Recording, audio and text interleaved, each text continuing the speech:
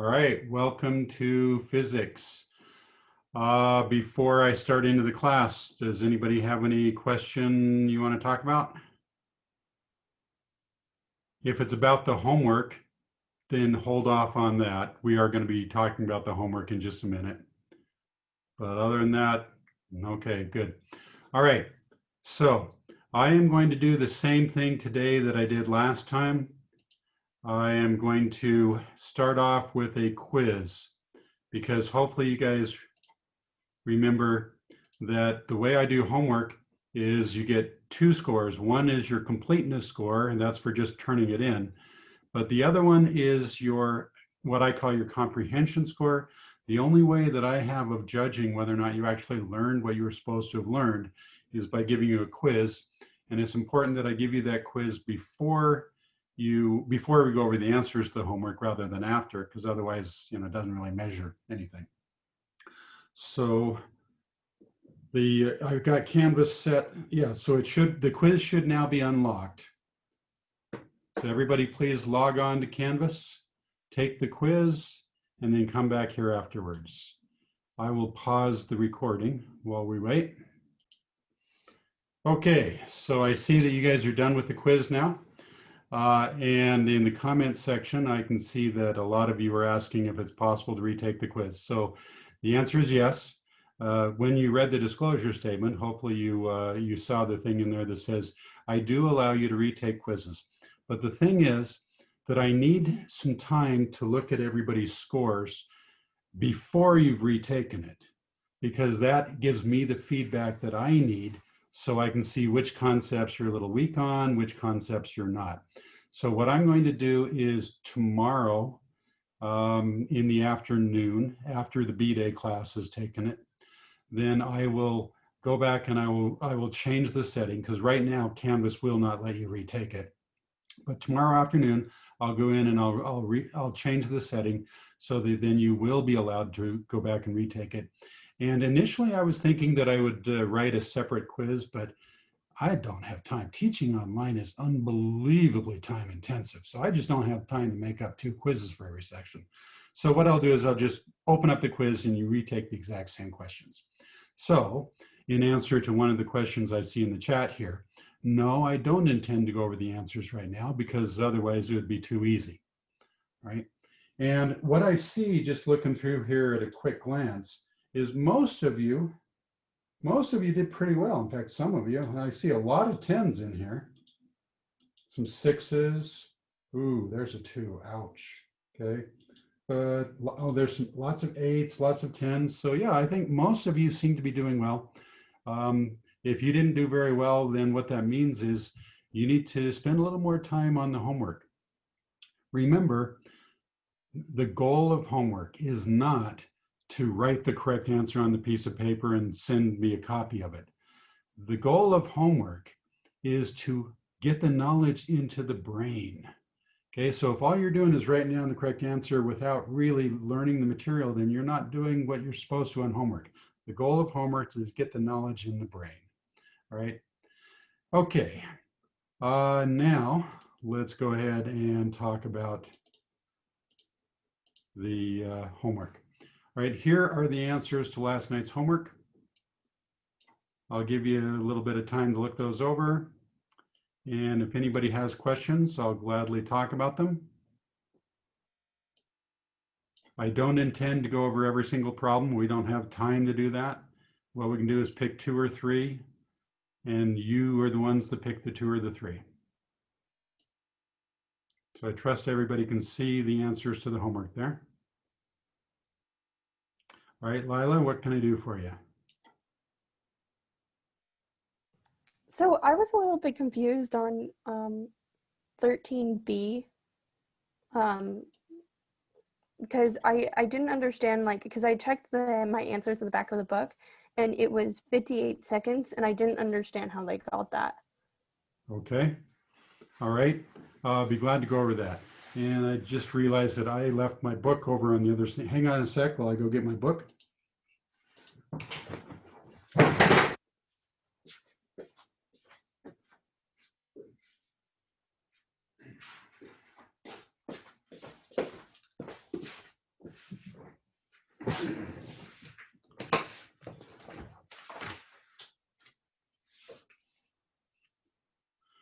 Okay, 13B, you say.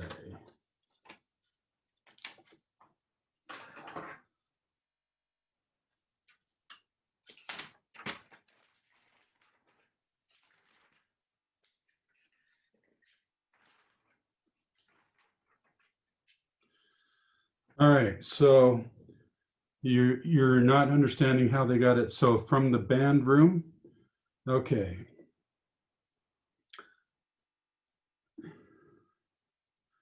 All right, so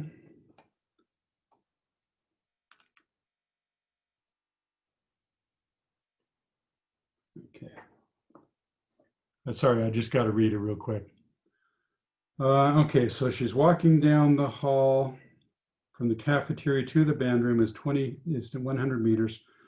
Okay, and so she's moving 26 meters every 2 seconds. So she's moving 1.3 meters per second, right? And so we want to know, when was she 25 meters away from the band room? Okay, so in other words, when did she go 75 meters? All right, so if she's moving at a speed of 1.3 meters per second, then how long does it take her to move 75 meters? Okay, so so 75 meters divided by 1.3. Okay, so I get 57.69. Okay, but then I ask, well, how many sig figs am I allowed? And well,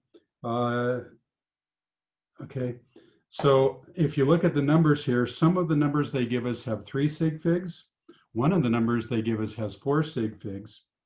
But when they tell us the time, they only give us 2 sig figs in that answer. All right. So if our calculator tells us that the answer is 57.69, then we have to round up. So we have to round up to 58. Does that answer your question? Okay. All right. I see a thumb up. Okay, good. Any other questions?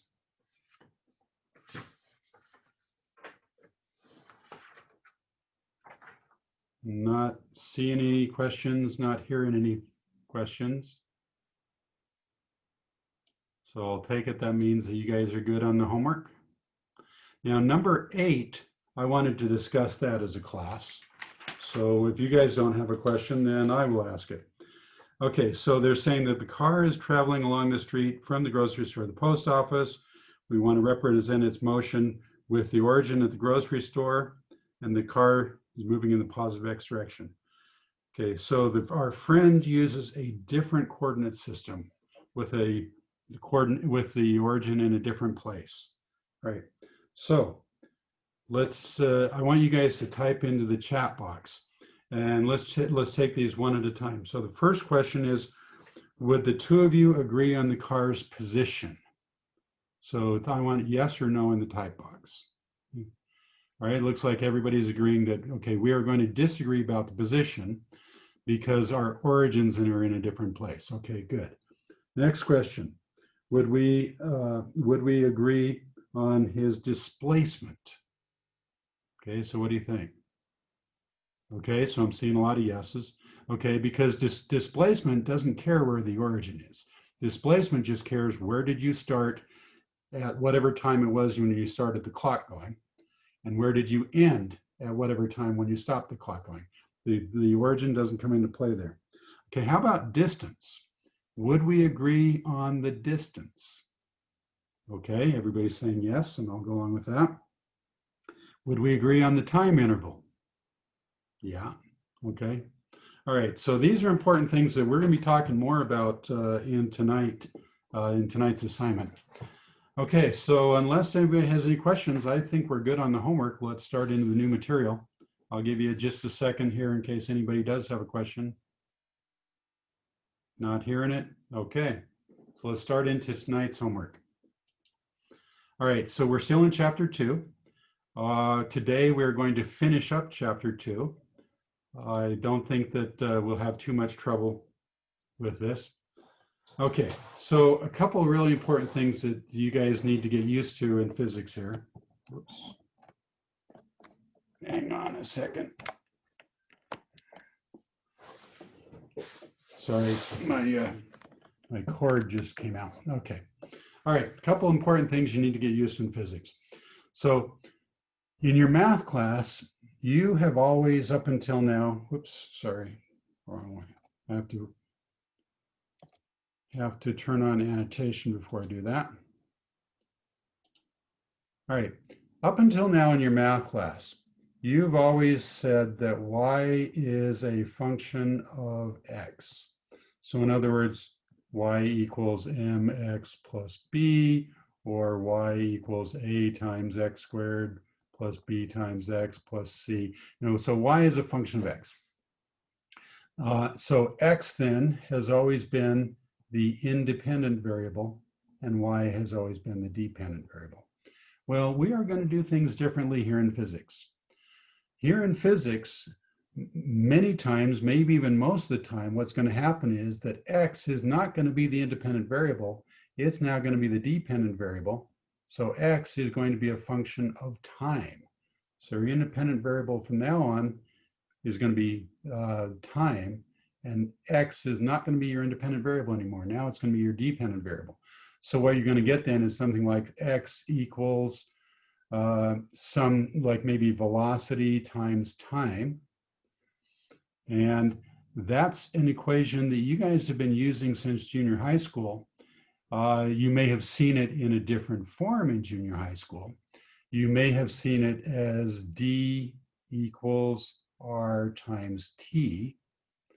And some of your junior high school teachers refer to this equation as dirt, okay? And the reason that you can refer to it as dirt is because if you take that equal sign and you draw a little line right there, so that you get the letter I, right? So easy to remember, dirt, D equals RT. So that I there is not really an I, it's really an equal sign. But, okay, so this equation, x equals RT, or if you prefer to write in the form D equals RT, is one that we are going to be using a lot. But we are going to have to modify it slightly, because this equation assumes that when you start the clock, you are at the origin. And that's probably not going to be the case in fact, it's certainly not going to be the case in many of the situations. So what we're going to have to do is we're going to have to add a plus x with a little 0 there. The x with the 0 there, that is our initial position. That means that's how far we were from the origin when we started the clock going. So this is the equation that you're going to be seeing a lot and using a lot. It's really just your good old friend from junior high school, dirt, but we have to account for the fact that we might not have started it right at the origin. Okay, so position is going to be a function of time. If you're moving at constant velocity, which for chapter 2, all of the problems that we do in chapter 2, whatever it is we're dealing with is always going to be moving at a constant velocity. Now later, that's going to change. Things going to start accelerating, and that's going to make life a lot more interesting. But for right now, constant velocity. So this equation that you see right here, x equals vt plus x naught, that's going to do it. And by the way, that x with little 0 by it, that's sometimes pronounced x naught. And basically, it's what is your position at the time t equals 0. Right? Now, sometimes you're going to see it as written as x with a little I on it. Okay. All right, so Sid is asking, what do we do to find R and T?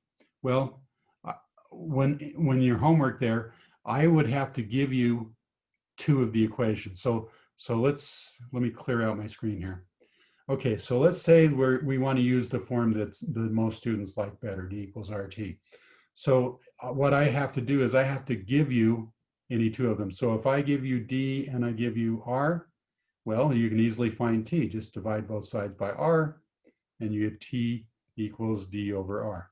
If, on the other hand, I give you something else, well, just use your algebra skills. So I would have to give you 2 of the 3, but whichever 2 I give you, you should easily be able to use your algebra skills to find the third one. Okay, so get used to the fact that x is no longer the independent variable. X is now the dependent variable.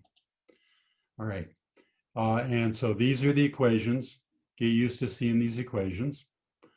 And don't be surprised if sometimes the equation is written as x equals x with a little I by it plus v times t.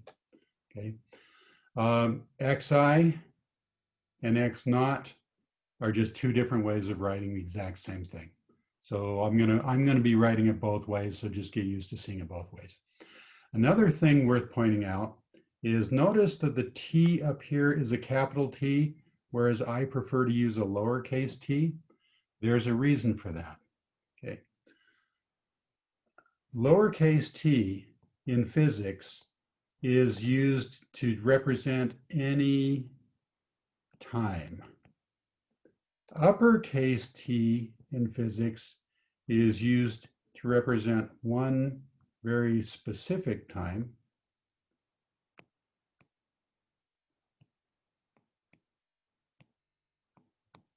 Okay.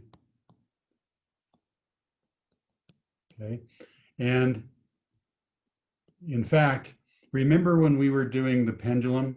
So here's the pendulum right here, and it swings over and then comes back. Okay. The amount of time that it takes, we call that the period. Well, that whenever we write the period, we write that as a capital T, because that's not just any old time. That's one very specific, very special time. So in all of the equations that I write, I'm always going to be using lowercase t if it's a generic time. The only time that I'm going to use an uppercase t is if I'm talking about the period of something. All righty. So let's go ahead and move on. All right, another thing that we need to talk about is distance versus displacement. We've already talked about that in last night's homework, but let's just go over just a little bit more just to make sure that we're completely on board here. Okay, so if this is my origin right here, and some object is right there. So if I draw my vector there, this is what we call the position vector. Okay, and if somebody else says, well, I want my origin to be over here, so they're going to draw their position vector like this. All right, so let's suppose that this is, okay, so 1, 2, 3, 4, 5. So the person on the right, they're going to say that the position is -5, whereas the person on the left is going to say, no, it's not. It's positive, whatever, 1, 2, 3, 4. Okay, right? So the total distance in between the two here is 9, right? So the red person is going to say the position is -5, so it's 5 in the negative direction from the red origin. The blue person is going to say, no, it's not. It's +4 because it's 4 in the positive direction to the right. Okay, and that's okay. And this is something you're going to find out in physics, is that it's okay to define your origin anywhere you want it to.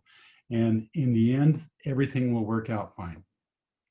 All right, so then, let's say that whatever the object is, it starts off here when t equals 0, and then let's say 1 second later, it has moved over to here. Okay, so what I've got in black there, that's the displacement vector, right?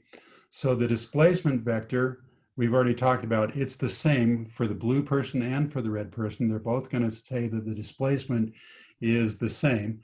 So they're both going to say that the displacement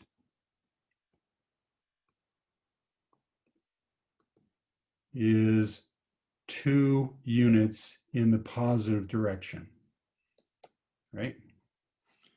Now, what we're doing here is we're working with arrows, and arrows are vectors. In fact, my screen's getting pretty cluttered here.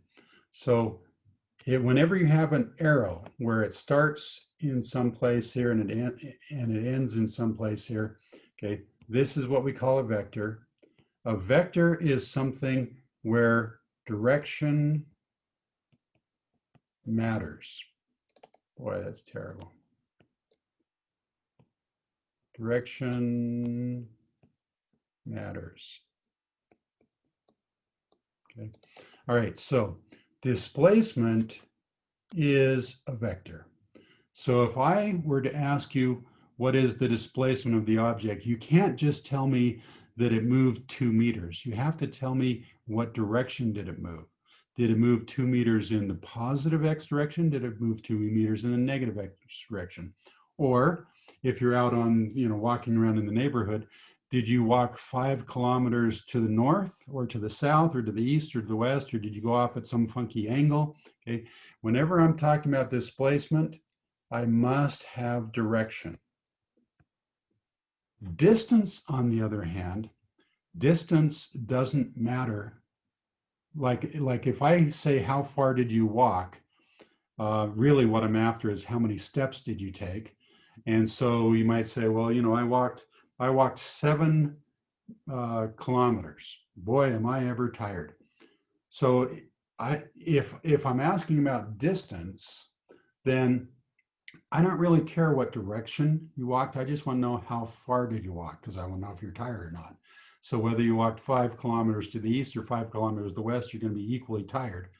But if I want to know where did you end up so that I can get in my car and come pick you up and bring you home, then if all you tell me is the distance, I will not be able to find you and bring you home. Okay.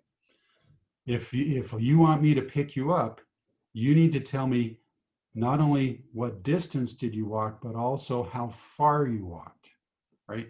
So let me clear off the screen here. Okay. So this is really important that everybody understands this, vectors and scalars. So displacement is a vector, and that means that direction matters. Distance, on the other hand, is not a vector. Anybody know what we call something that's not a vector? I'm willing to bet that some of you know. Maybe I would lose that bet. Oh, okay, good. All right. Thank you, Luke. Okay, we call that a scalar. Okay, a scalar is the opposite of a vector. And so in that case, a scalar means that direction does not matter. Okay. All right. So keep that in mind in tonight's homework. If I ask in the homework, what is the distance, then just tell me how many meters it was or how many kilometers it was. Don't worry about what direction it was.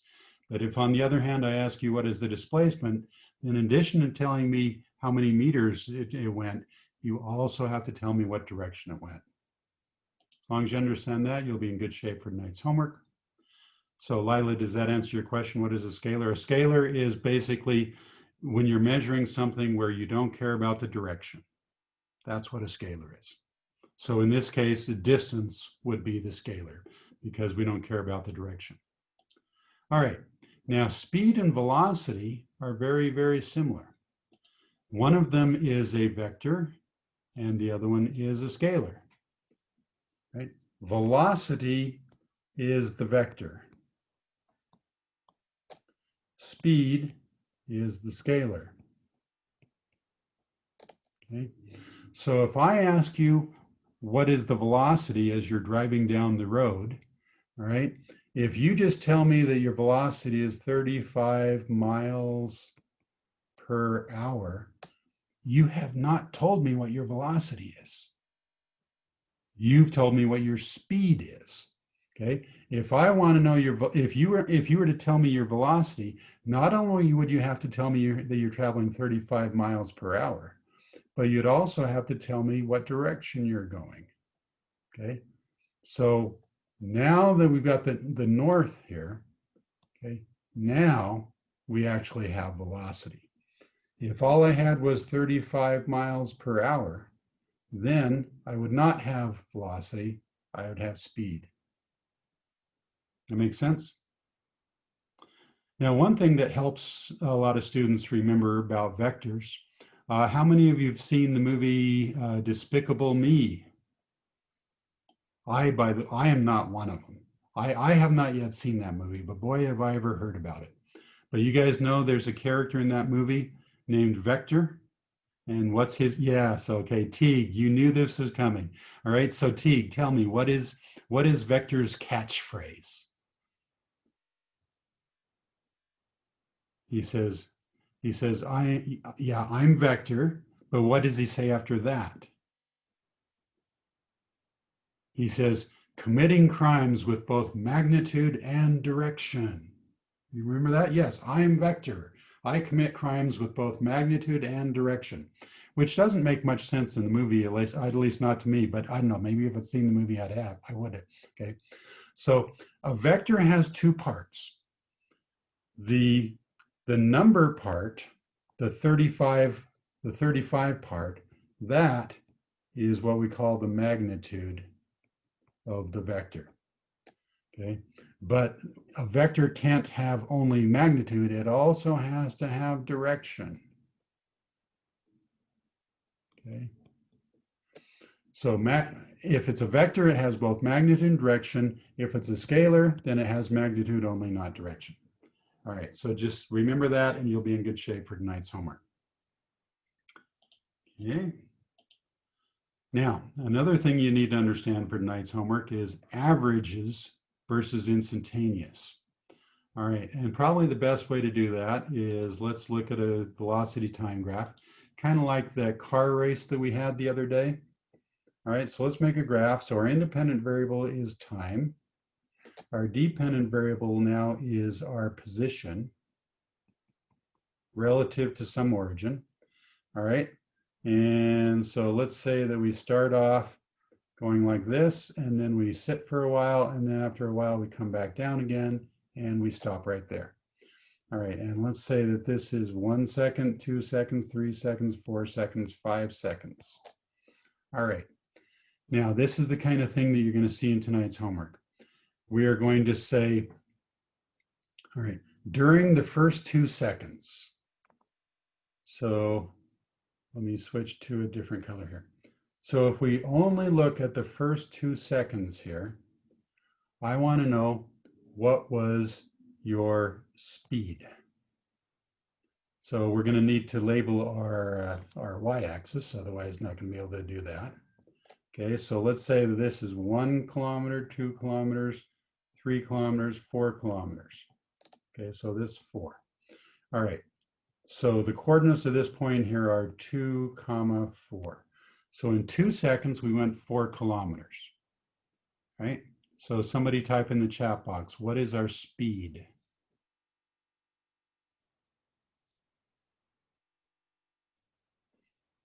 So distance equals rate times time, or actually we prefer x equals v times t, all right? So we want to know the speed, so velocity, so that means we're going to have to divide both sides by t, okay? So velocity then is x over t. So if our distance was 4, and the time that it took us to get it was 2, so what is our speed? Okay, all right, so 4 divided by 2. Okay, so 2, did I say kilometers here? Okay, so 2 kilometers per hour per second is our speed. Okay, all right. Now, what is our velocity? Because what's the difference between velocity and speed?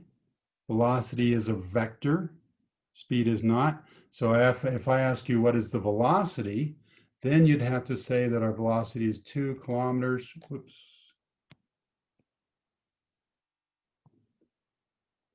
Okay, 2 kilometers per second in the positive, oops, that,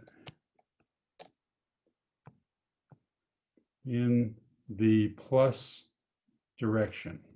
That plus doesn't look like a plus, does it? Looks more like a T. Okay, in the positive direction.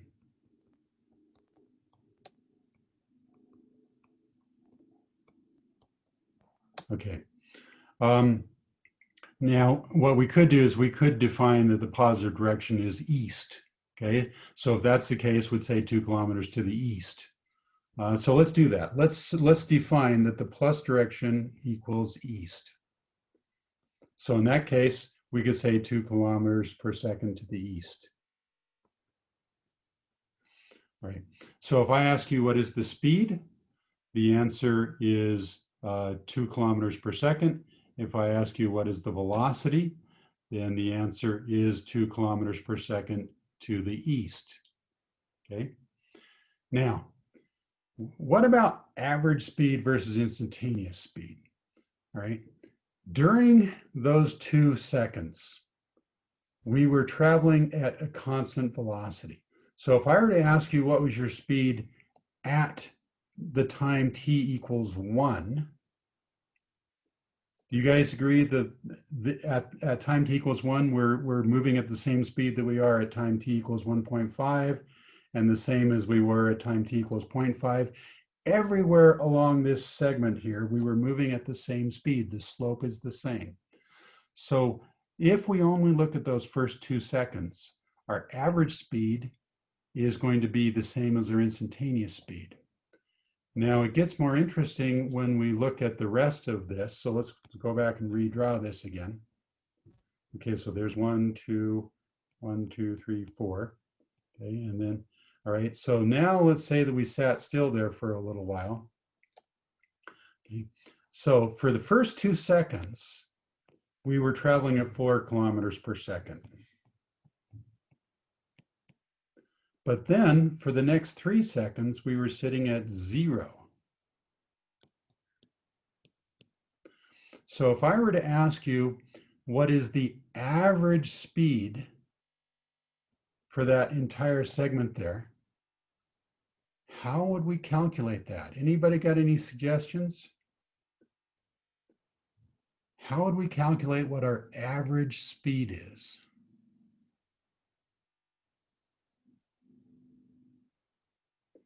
All right, just in case you're not sure how to do it, let's define some terms here.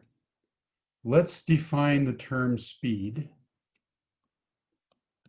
And I'm going to do an equal sign with an extra little horizontal bar above it. This is something that you guys need to get used to because I'm going to be doing this a lot, okay? That equal sign with the little extra line above it, that means is defined as. All right, so speed is defined as the distance divided by the time. All right, so you notice that during the first 2 seconds, we went 4 kilometers, but then during the last 3 seconds, we didn't move at all. So the distance then is 4 kilometers. Get rid of that last line. Okay. So the distance is 4 kilometers, and the time is 1, 2, 3, 4, 5. The time is 5 seconds. So our speed then is going to be 4/5 of a kilometer per second. That makes sense? Right. But that is our average. So when, in your homework tonight, if I ever ask you, or if the book ever asks you for the average speed, the book has to give you 2 times. They have to tell you the average speed between what time and what time. So in this case, we want to know the average speed in between the time t equals 0 and the time t equals 5. So if I give you 2 times and I ask you what is the average speed, that makes sense. If I want to know what is the instantaneous speed, then I'm only going to give you one time. Okay, so let's do this. Let's suppose that I ask you, what is the instantaneous speed at the time t equals, oops, that's terrible. Okay, I want to know what is the instantaneous speed at the time t equals 1. Okay, can somebody type into the chat box here, what is the instantaneous speed at the time t equals 1?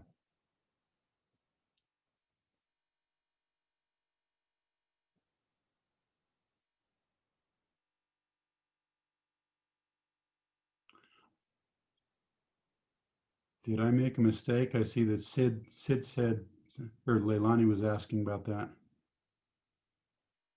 Okay, I hope I didn't make a mistake there. Okay, so it looks like everybody's agreed. At the time t equals 1, our instantaneous speed is 2 kilometers per second. Okay, now what if I say, all right, I'm interested in the time t equals 3. So what is our instantaneous speed at the time t equals 3? All right, looks like we got one person answered. Let's have a few more people. What's the answer? What do you think our instantaneous speed was at time t equals 3? Okay, so I'm seeing a couple zeros, and I'm not sure where that 6 came from. Okay, at the time t equals 3, that's the time when we're not moving, right? Okay, so yeah, maybe you just hit the wrong key there. All right, so you see instantaneous speed and average speed. It depends on whether I tell you one time or whether I tell you 2 times. All right, velocity, kind of the same thing, except our definition of velocity here is a little different. So, boy, that's a terrible, let's try that again. Okay. So velocity is defined as displacement divided by the time. Okay. Now, a lot of people look at that and they say, huh? Well, what is it? What's the difference there? Because distance and displacement, aren't they the same thing? No. One of them is a vector. Which one of them is a vector? So distance and displacement, which one of those two is a vector? Displacement. Displacement. Very good. So if displacement is a vector, that means the velocity is also a vector. Okay. So if I were to ask you what is the instantaneous velocity at the time t equals 1, you couldn't just say that it's 2 kilometers per second. You'd have to say it's 2 kilometers per second in the positive x direction. Okay.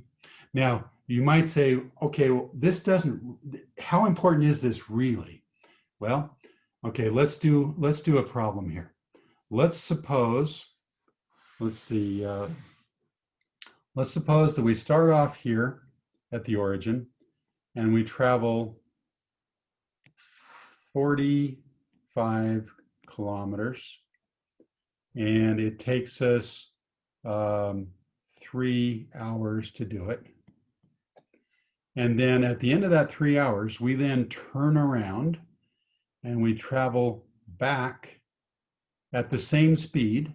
So by the way, what is our speed if we go 45 kilometers in 3 hours? Somebody type in into the chat box, what is our speed? 15 kilometers per hour. Okay, good. All right, so we turn around and we go back for 1 hour. And so we've gone another 15 kilometers during that 1 hour. Okay, so now I'm going to ask you a couple of questions, and this is like you're going to see in the homework. I'm going to ask you, what is the average speed for that trip? So I want you guys to think about it. What is our average speed? And by the way, we're moving at constant speed the whole time. So you guys just got through telling me that if our speed during the first part of the trip was 15 kilometers per hour and we traveled the same speed in the second, okay, so our average speed then is 15 kilometers per hour. But now I want to know what is my average velocity. So how many of you think that our average velocity is the same? Well, here's where it gets interesting. During the first part of the trip, our velocity was 45 kilometers per hour to, let's say that the positive direction is east, okay? So we were traveling 45 kilometers per hour to the east during those first 3 hours. But during that last hour, we were traveling 15 kilometers to the west, okay? So that makes a big difference. So we were going 45 to the east in the positive direction, and then for the last hour, we were going 15 in the negative direction. So our total speed there was, or our total velocity then, is not going to be the same as our speed. Our velocity is going to be 30 kilometers per hour, and notice it's positive. So that means our total velocity then is 30 kilometers per hour to the east, whereas our that's the distance. Okay, bad on me. That's the displacement. So our displacement was 30 kilometers. The amount of time that it took us to do that was 4 hours. Okay. And so our velocity then is defined as displacement over time. So 30 divided by 4, whatever that works out to be. So 30 divided by 4. So I get 7.5. So our average velocity then is 7.5 kilometers per hour to the east. My screen is getting so cluttered up here. Let me clear some space here.